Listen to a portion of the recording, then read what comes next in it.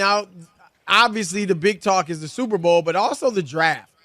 And the Chicago Bears, of course, have the number 1 pick. They, of course, need a quarterback. I mean, I guess need is in the eye of the beholder. Some people think they've got theirs in Justin Fields. Doesn't seem like they're going to keep Fields. Seems like they're going to draft Caleb Williams. And Albert Breer, who does a great job of covering the NFL, he had a quote about Cliff Kingsbury, who is the new offensive coordinator for the Washington Commanders. And it seems like the Commanders obviously want Caleb, and kind of seems, Rob, like while he's not saying he won't play for the Bears, that he kind of wants Washington. And here's the quote from Albert Breer talking about Cliff Kingsbury's feelings for Caleb Williams. Cliff loves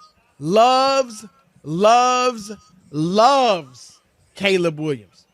Cliff said to me on the record, that the comparisons between Williams and Patrick Mahomes are eerie. It's eerie how similar they are.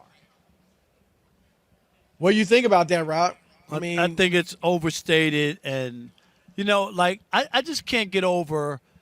You know what they were saying, Chris? I teach at USC, and all the buzz was, Lincoln Riley, it could be a package deal. He could go to Chicago with Caleb Williams, like attaching yourself to somebody. Right. Lincoln Riley, he's going to be out. He's leaving USC, and he's going to go to the NFL. And what did he do at USC to go to the NFL other than having a Heisman? I get it. He's produced some Heisman Trophy winners, Chris, but he hadn't done anything to go to the NFL.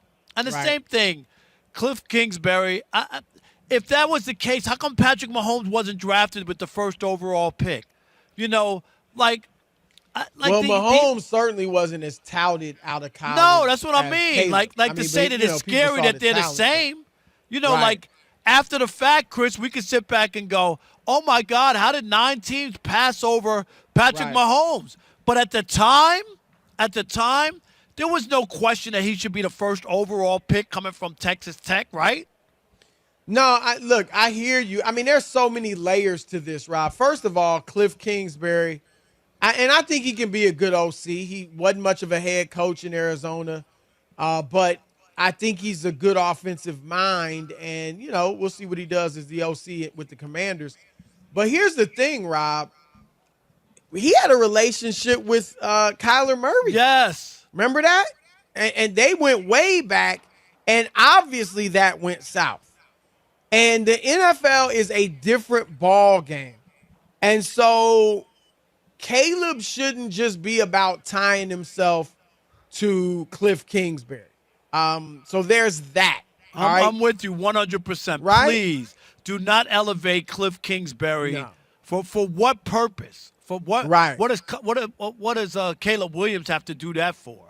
The second thing, Rob, and look, fit, organization, coaches, even the talent around you, that is all wildly important. And Patrick Mahomes was in a great situation. I'm not saying, I think he's the best quarterback I've ever seen. I'm not saying he wouldn't have been great, but he did step in with a great offensive mind in Andy Reid. He got to sit a year. Great right behind Alex Smith. Year, yep. He had Tyreek Hill. People forget Tyreek Hill and Travis Kelce already were Pro Bowlers. Before he got there. With Alex Smith, they were Pro Bowlers. And he stepped into that, and the rest is history. Tom Brady, Rob, I think he's the GOAT. But, Rob, had he been in another organization, you don't know where I he don't would have think been, it's crazy to say he may have gotten cut as a rookie. He's a 6th-round pick. Nobody was expecting anything from him. And so he was in the right situation, and we could go on and on. And the right thing happened. Drew Bledsoe got hurt. Right, seriously, there's a lot. What if Drew Bledsoe, Chris, never got hurt? I don't know that we would have seen Brady. We might not have seen him because they might have, say, Adam Vinatieri, and they win, and he kicks the field goal. Nobody's talking about Tom Brady. Now, I don't think they would have won like this with Bledsoe because they had Bledsoe the year before. They won 5 games. But still, Bledsoe was a $100 million man, Rob. Right, at so that I don't time. think he would have got benched. They would have probably been an okay team, and we never would have heard a peep out of Tom Brady. And so, situation matters. And at the same time, whatever situation you're in, you got to make it happen. We saw C.J. Stroud do something in Houston, Rob. We saw Joe Burrow do something in Cincinnati. And so if you're really that guy, then you're going to be great wherever. One thing that concerns me about, I don't say concern, but Caleb Williams, he is an off-time quarterback. You know what I mean? Scrambling around. Not like Brock Purdy is about timing. And I'm not saying Brock Purdy is going to end up being better than Caleb Williams. But I'm saying, like, he is a guy that, stick to the script, right? I mean, we saw him do a little ad-libbing against Detroit, and it worked out. He ran, he scrambled, he made some sacks. He had a couple of big runs. He had a couple of big runs in that game, Chris. Yeah, absolutely. And so, but generally, he's a guy that's throwing to the spot, anticipation throws, and right on time. That's not Caleb Williams. At least we haven't seen that. For the most part, he's a guy that's going to scramble, extend the play, make these great throws. And Mahomes, it was like that and still has that ability and still does that a lot. So I do think Caleb's going to have some timing stuff, Rob. And maybe he does have it, and we just haven't seen a lot of it.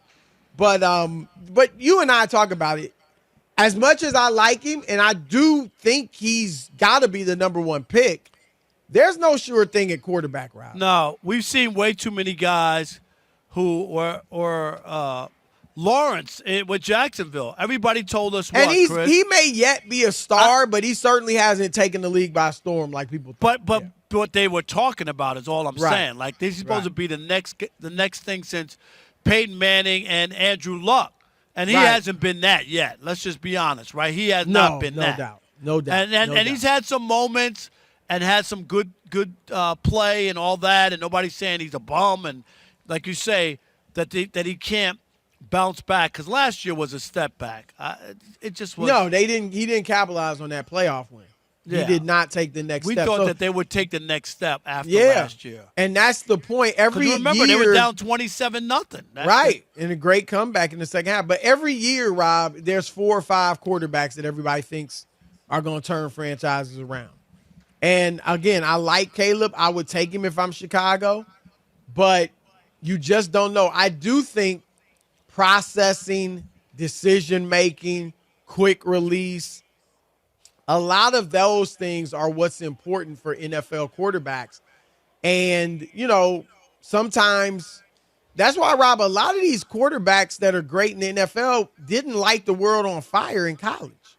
Or some of them even went to smaller schools. I mean, Mahomes went to Texas Tech, obviously still Division I, big time. But, like you said, he wasn't, he wasn't the first pick. Right. He was the 10th pick for that matter. Yep.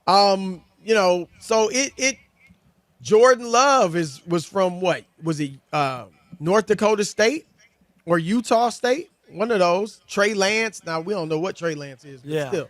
So we'll see. But I like him. I would draft him if I'm the Bears. I just think if you're the Bears, Chris, and you haven't had a great quarterback since Sid Luckman, and you don't draft this kid and he winds up being that guy, shame on you. I'm going to have to watch Caleb Williams fail, Chris, before I not draft him. You know what I mean? And at the very least, he's going to have to fail.